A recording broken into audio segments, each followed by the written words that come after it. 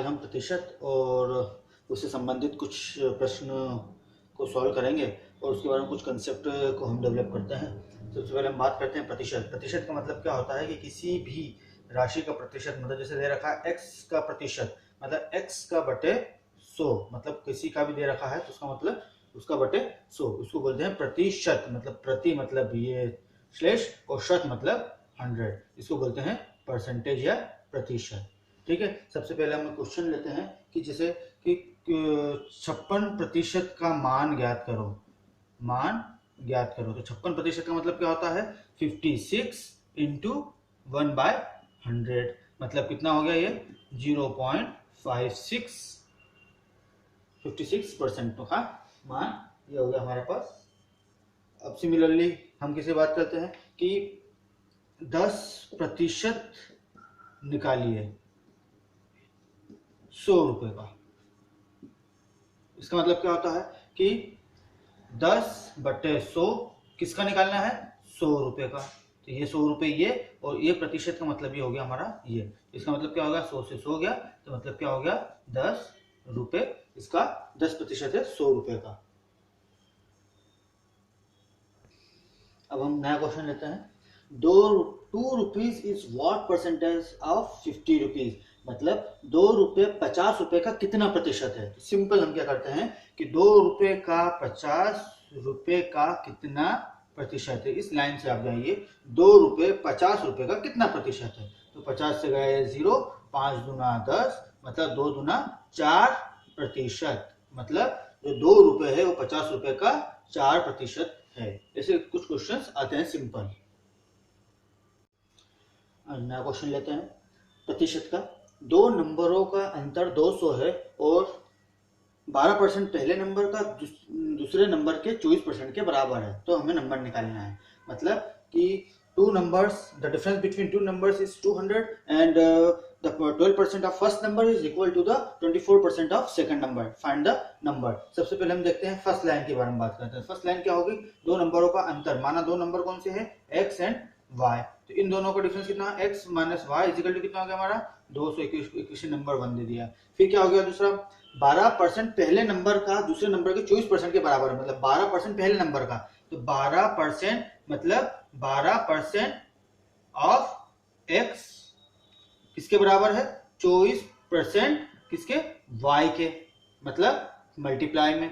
तो हमारा क्या हो गया 12/100 गुणित x बराबर 24/100 गुणित y। 100 से हमारा 100 गया, 12 दूना 24 गया, तो हमारे पास क्या आ गया x इज इक्वल टू कितना हो गया 2y। अब x की वैल्यू यहाँ पे हम पुट कर देते हैं इक्वेशन नंबर 1 में। इक्वेशन नंबर 1 में वैल्यू पुट की हमने, तो क्या हो गया 2y minus y is equal to 200। तो हमारे पास y इज इक्वल टू कितना आ गया 200। पहला नंबर आ गया हमारे पास y इक्वल टू 200, तो दूसरा नंबर कितना आ जाएगा हमारा x is equal to 2 into y। तो y कितना हो गया हमारे पास 2 इंटू 200 मतलब 400। तो पहला दूसरा नंबर हमारा आ गया 200 और पहला नंबर आ गया हमारे पास 400, मतलब इन दोनों का जो डिफरेंस है वो 200 के बराबर भी है और इसका जो 12% है वो उसके 24% के बराबर है। नया क्वेश्चन लेते हैं प्रतिशत का। 5000 की वस्तु के टैक्स को 10% से घटाकर 5% कर दिया, उसमें कितना रुपया कम हुआ। मतलब पहले एक जो 5000 की वस्तु थी उसमें हमने पहले 10% टैक्स लगता था, अब उसको सरकार ने क्या कर दिया 5% टैक्स कर दिया। तो हम देखते हैं कि अब उसमें कितने रुपए कम हुआ एक्चुअल में। तो सबसे पहले हम निकालते हैं कि 5000 का पहले 10% निकालते हैं, तो 5000 का 10% मतलब 10/100, ये 2 0 से 2 0 गए तो कितना आ गया 500 रुपए। फिर निकालते हैं हम 5000 का डिक्रीज किया कितना 5%, तो 5000 का हमने डिक्रीज करके कितना निकाल लिया था 5% जो सरकार ने दिया, तो ये कितना हो गया हमारे पास 25 मतलब 250 रुपए। तो पहले 500 रुपए टैक्स लगता था, अब 250 रुपए टैक्स लग रहा है। अब इसमें कितना अंतर आया, तो 500 माइनस 250 मतलब 250 रुपए की उस पर्टिकुलर आर्टिकल में या उस पर्टिकुलर वस्तु में 250 रुपए की कमी आई। नया क्वेश्चन लेते हैं प्रतिशत का।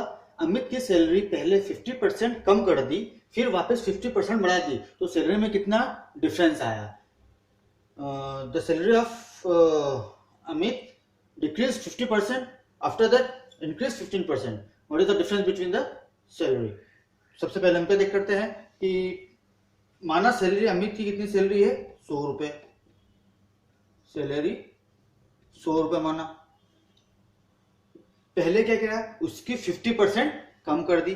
50% कम कर दी, इसका मतलब क्या हो गया कि 100 का 50% कितना हो गया, 50 रुपए। अब इसकी सैलरी कितनी हो गई, 50 रुपए। अब क्या किया, फिर इस सैलरी पर 50% वापस बढ़ा दिया, मतलब 50 रुपए पर 50% इंक्रीज कर दिया। ये क्या कर दिया था हमने, डिक्रीज कर दिया था। 50 का 50% कितना हो गया, 50 का 50% मतलब 25 रुपए। तो अभी सैलरी कितनी है, 50, और 25 रुपए 50% इसमें बढ़ा है वो, तो कितना आ गया हमारे पास, 75 रुपए। मतलब डिफरेंस कितना आ गया, 25% का, क्योंकि पहले सैलरी इसकी 100 रुपए थी, अब उसकी सैलरी कितनी हो गई, 75 रुपए। मतलब जो डिफरेंस आया वो कितना है, 25% का उसको लॉस हुआ। नया क्वेश्चन लेते हैं। इस टाइप का क्वेश्चन बहुत एग्जाम्स में पूछा जाता है कि जैद की सैलरी अनिल से 20% ज्यादा है, तो बताओ कि अनिल की सैलरी जैद से कितने प्रतिशत कम है। तो यहाँ पे हमें केवल एक चीज का ध्यान रखना है, यहाँ का मतलब होता है ज्यादा, और इसने पूछा कितने प्रतिशत कम है। तो एक फार्मूला यूज करते हैं कि जो भी परसेंटेज दे रखा है वो बटे ज्यादा दे रखा है, तो 100 प्लस 20 गुणित 100, तो कितना हो गया हमारे पास, 20 बटे 120 गुणित 100, 20 एकम 20, 20 पंजे 20 छः 120, और ये हमारा किससे चले गया, 2 या 6, और ये हो गया हमारे पास 50, मतलब 50 बटे 3, मतलब कितना हो गया हमारे पास,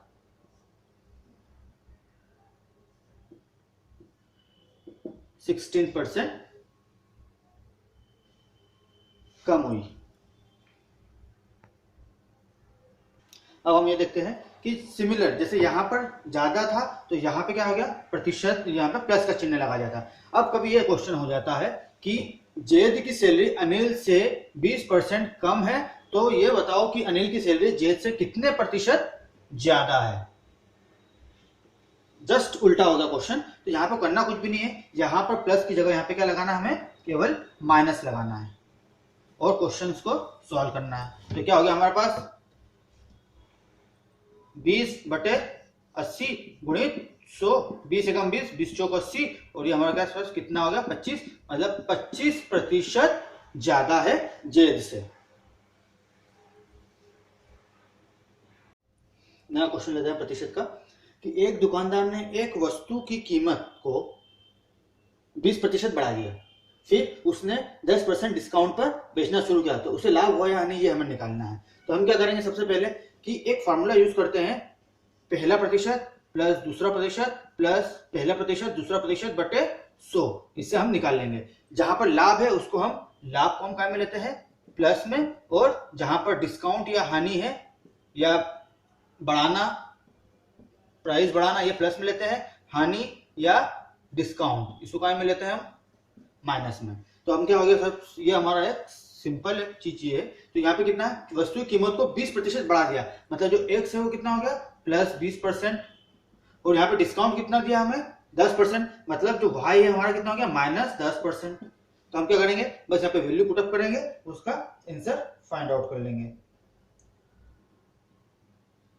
क्या हो गया हमारे पास, 20 10, ये 10 क्या है माइनस में, प्लस 20 गुणित माइनस 10 बटे 100, तो कितना हो गया, 20 में से 10 गया तो 10, और 10 200 बटे 100, 100 से ये गया, तो ये कितना आ गया हमारे पास, 8% का प्लस में आ रहा है ये, तो ये क्या हो गया हमारे पास, 8% का लाभ हुआ। इसी टाइप का एक क्वेश्चन लेते हैं कि एक दुकानदार ने एक वस्तु की कीमत को 10% पहले बढ़ा दिया, फिर उसने 5%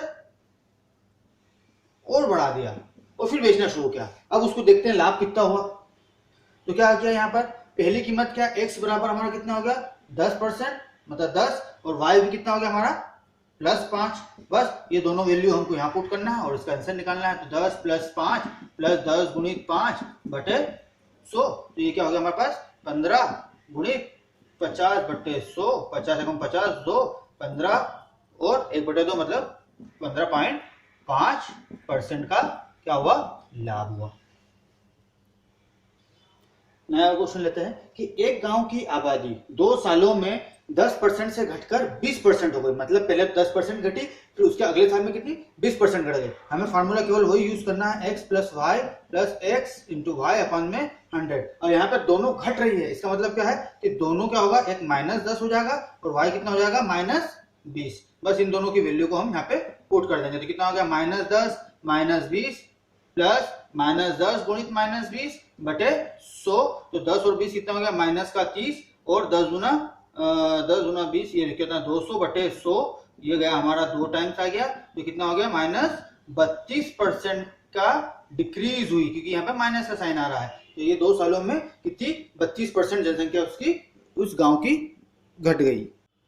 एक नया क्वेश्चन लेते हैं प्रतिशत का। यदि पेट्रोल की कीमत 25% बढ़ा दे तो क्या हो गया, हमने बढ़ा दिया तो पेट्रोल की कीमत को कितनी कम कर दे कि खर्चा बराबर, मतलब पेट्रोल की खपत अपन को कितने कम कर दे कि हमारा खर्चा बराबर है। तो सिंपल वही वाला हमारा फार्मूला होगा 25/100 + 25 गुणित 100। तो ये कितना 100% ही रहा हमारा। तो कितना हो गया 25/125 गुणित 100, 25 एकम 25, 25 पंजे 20। ये क्या आ गया हमारे पास 20% हमारा क्या खपत हम कम कर दे, तो जिससे हमारा क्या होगा, खर्चा हमारे में कोई फर्क नहीं पड़ेगा। मतलब जितना हम पेट्रोल यूज करते थे उसके हम 20% की खपत हम कम कर दें।